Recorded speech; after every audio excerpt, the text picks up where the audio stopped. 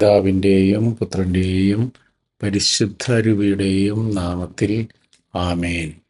വീണ്ടും വചനവുമായി വരാൻ സാധിക്കുന്നതിന് കർത്താവിന് നന്ദി പറയുന്നു. യേശുവെ നന്ദി, യേശുവെ സ്തുതി, യേശു കർത്താവെ നന്ദി. ഹല്ലേലൂയ, ഹല്ലേലൂയ. Praise you Jesus Christ. ഹല്ലേലൂയ. ഇന്ന് നമ്മൾ വിചിന്തനം ചെയ്യുന്ന വചനഭാഗം വിശുദ്ധ ജോൺ എഴുതിയ സുവിശേഷം 13-ാം അധ്യായം 34-ാം വാക്യം. യോഹന്നാൻ എഴുതിയ സുവിശേഷം 13-ാം അധ്യായം 34-ാം വാക്യം മുതൽ.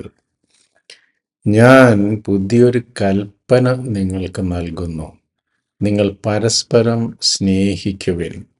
ഞാൻ നിങ്ങളെ സ്നേഹിച്ചതുപോലെ നിങ്ങളും പരസ്പരം സ്നേഹിക്കുവിൻ. നിങ്ങൾക്ക് പരസ്പരം സ്നേഹമുണ്ടെങ്കിൽ നിങ്ങൾ എൻ്റെ ശിഷ്യന്മാരാണെന്ന് അതുമൂലം എല്ലാവരും അറിയും. നിങ്ങൾ പരസ്പരം സ്നേഹിക്കുവിൻ. സ്നേഹം ഉള്ളിൽ കൊണ്ടു നടക്കാനല്ല പറഞ്ഞിരിക്കുന്നത്. സ്നേഹിക്കുവിൻ, സ്നേഹത്തിൽ വർത്തിക്കുവിൻ, സ്നേഹം പ്രകടമാക്കുവിൻ എന്നാണ് ഈ വചനം നമ്മൾക്ക് വെളിപ്പെടുത്തി തരുന്നത്.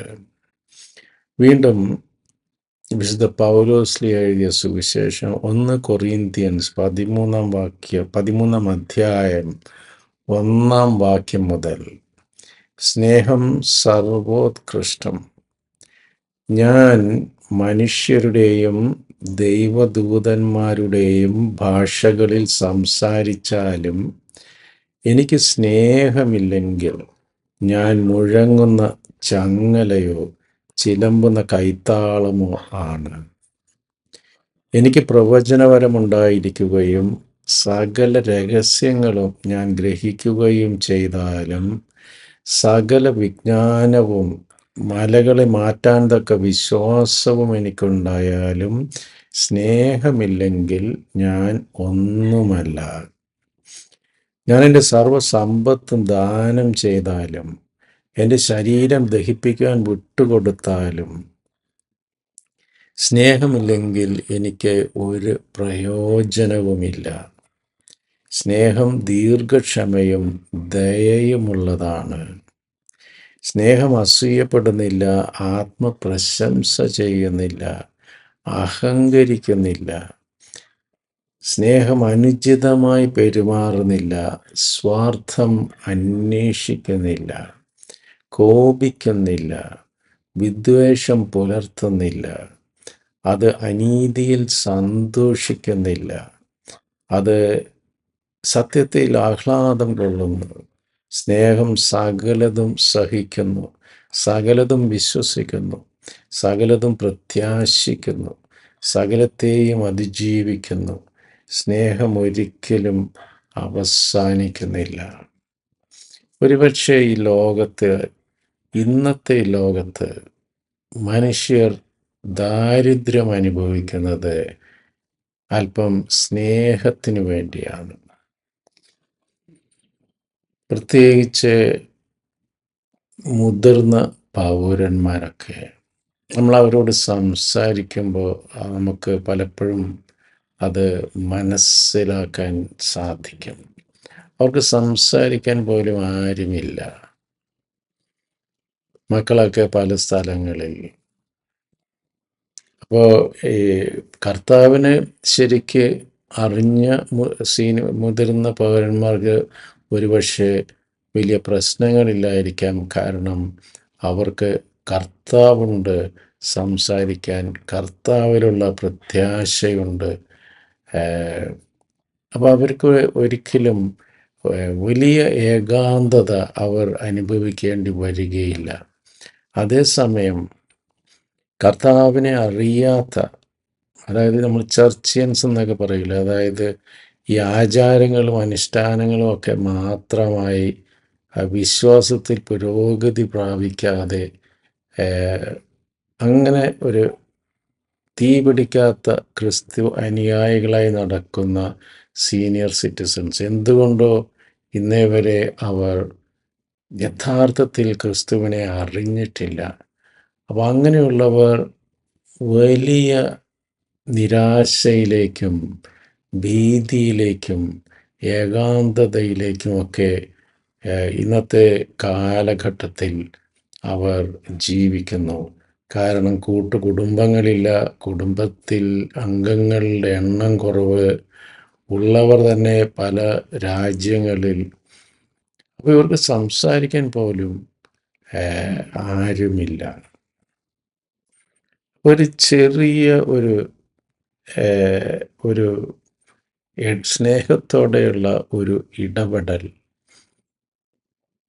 അവരിൽ വലിയ സന്തോഷം ജനിപ്പിക്കുന്നു.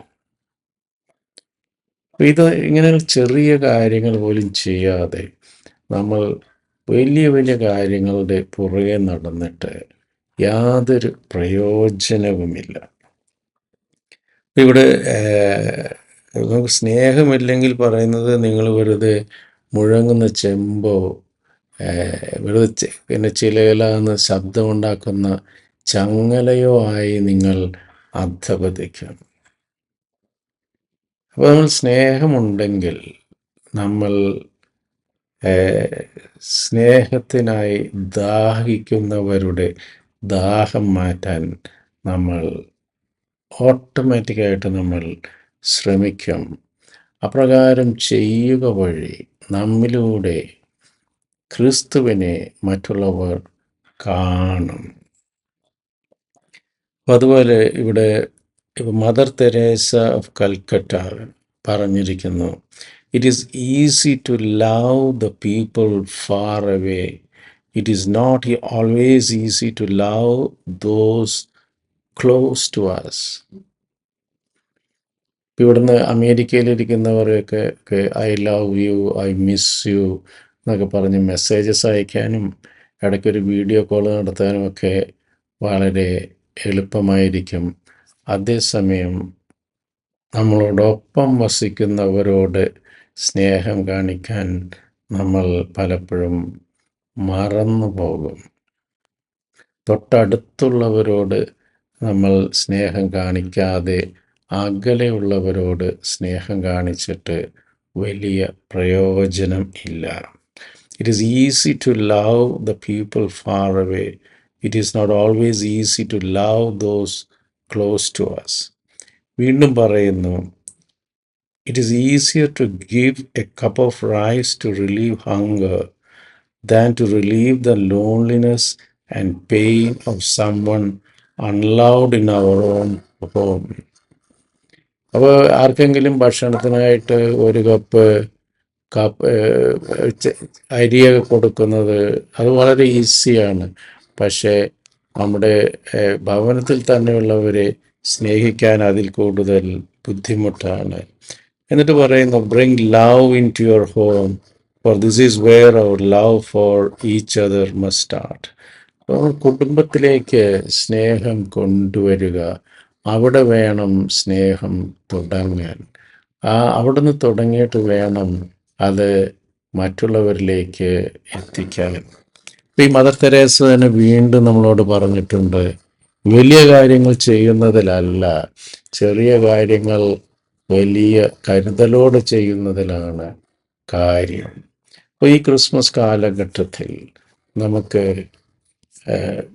സ്നേഹത്താൽ നിറയാം, ക്രിസ്തുവിൻ്റെ സ്നേഹത്താൽ നമുക്ക് നിറയാം. അതിൽ നിന്ന് പ്രചോദനം ഉൾക്കൊണ്ടുകൊണ്ട് നമുക്ക് മറ്റുള്ളവരെ ഒരു പടി കൂടെ കൂടുതൽ സ്നേഹിക്കാനും കരുതുവാനുമൊക്കെയുള്ള കൃപ നമുക്ക് സർവേശ്വരനോട് യാചിക്കാം.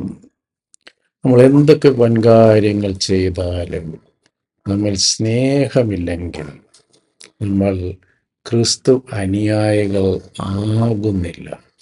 ക്രിസ്തു അനുയായി എന്ന് പറഞ്ഞു കഴിഞ്ഞാൽ ശത്രുവിനെ പോലും സ്നേഹിക്കുക എന്ന് പഠിപ്പിച്ചവനാണ് ക്രിസ്തു. അപ്പോൾ നമ്മൾ ശത്രുക്കളെയും ശത്രുക്കളല്ലാത്തവരെയും മിത്രങ്ങളെയും ബന്ധുമിത്രാദികളെയും എല്ലാവരെയും ഒത്തിരി സ്നേഹം നൽകി സ്നേഹിക്കാൻ ബാധ്യസ്ഥരാണ്. ഇതിനുള്ള കൃപ സർവേശ്വരൻ നമുക്ക് നൽകി അനുഗ്രഹിക്കട്ടെ. ദൈവം നമ്മെ കൂടുതൽ തീഷ്ണതയോടെ സ്നേഹിക്കാൻ കഴിവുള്ളവരാക്കി മാറ്റട്ടെ. ഇതിനായി നമുക്ക് കർത്താവിൻ്റെ കൃപയ്ക്കായി നമുക്ക് യാചിക്കാം. ദൈവം നമ്മെ സമൃദ്ധമായി അനുഗ്രഹിക്കട്ടെ. God bless. നിങ്ങളും എനിക്ക് വേണ്ടി പ്രത്യേകം പ്രാർത്ഥിക്കുമല്ലോ. ആമേൻ.